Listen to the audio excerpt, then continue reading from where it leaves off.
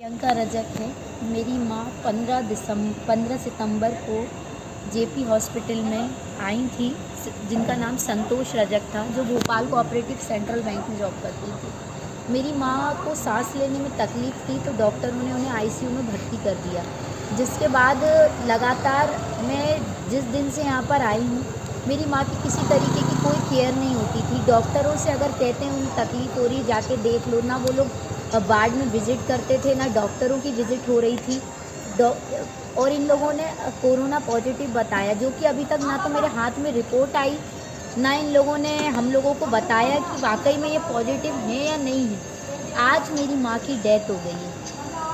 क्या नाम है? मेरी माँ की डेथ हो गई संतोष रजक, मेरी माता जी, जिनकी 43 साल की उम्र है। हम 4 भाई बहन हैं, 3 बहनें 1 भाई। मेरा भाई 16 साल की एज है उसकी। मैं आपको आज इन लोगों की स्थिति बताती हूँ। इस अस्पताल में 15 तारीख के बाद से कभी भी रात को ऑक्सीजन सप्लाई बंद हो जाती थी, जिससे मरीज चिल्लाते रहते थे।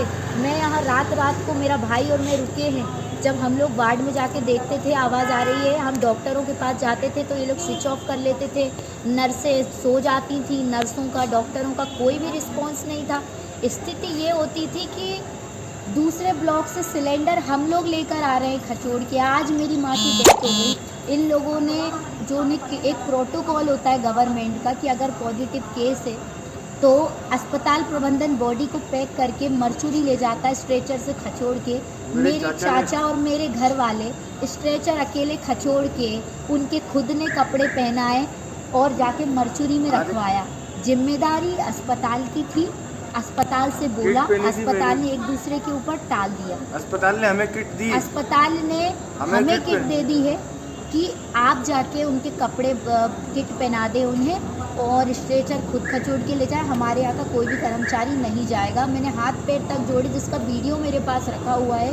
और मैं प्रशासन से सिर्फ इतना चाहूँगी कि इन लोगों पर एक कठिन से कठिन कार्रवाई करे। लेकिन जो मेरी माँ गई है उसकी क्षतिपूर्ति तो कोई पूरी नहीं कर सकता ना। कमाने वाला एक ही व्यक्ति था, वो भी नहीं रहा। अब हम लोगों का भविष्य क्या होगा? प्रशासन तक मैं अपनी बात पहुंचाना चाहती हूँ। आप क्या नाम लिखते हैं? मेरा नाम प्रियंका रजक है। मैं 15 तारीख को कलेक्टर ऑफिस भी गई थी आवेदन लेके। मैंने वहाँ भी आवेदन दिया। सर, मेरे को अस्पताल में बेड नहीं मिल रहा। मैं एम्स गई, हमीदिया गई, इवन 14 दिसंबर को मैं यहाँ भी आई थी। इन लोगों ने मना कर दिया था कि हमारे यहाँ पर कोई भी बेड नहीं है। झूठ कहते हैं ये लोग, जबकि पूरा हॉस्पिटल खाली है अंदर।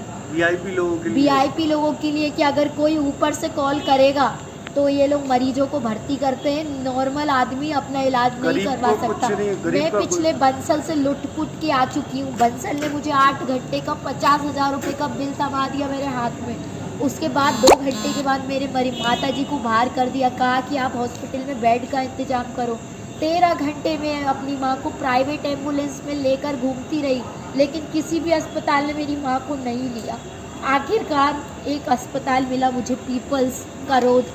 रात को 10 बजे के करीब मैंने अपनी माँ को वहाँ पर रखा। उसने भी 5 दिन का मुझसे एडवांस ले लिया कि पहले आप एडवांस दीजिए, उसके बाद ही मैं आपके मरीज को अंदर लूँगा।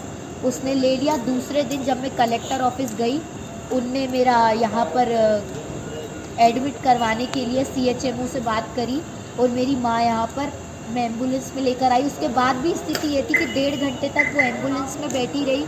ना तो ये लोग व्हील चेयर लेकर आए कि उनको मैं अंदर वार्ड में ले जा सकूं। व्हील चेयर भी हमने खुद ने ढकेल के दी। यहाँ के डॉक्टर एडमिट पर्चे के लिए कहते हैं, हम आपको पहले ही बता रहे हैं हमारे पास ऑक्सीजन नहीं, जबकि भरपूर ऑक्सीजन थी यहाँ पर, सब कुछ था, सिर्फ लापरवाही थी। यहाँ पर सुविधाएं सारी थी, सिर्फ लापरवाही थी। इन लोगों को काम नहीं करना है। ये लोग काम, क्योंकि इनके नाम के आगे ये लिखा हुआ है कि ये सरकारी कर्मचारी हैं, इनकी नौकरी जा नहीं सकती है, कोई कुछ भी कर ले।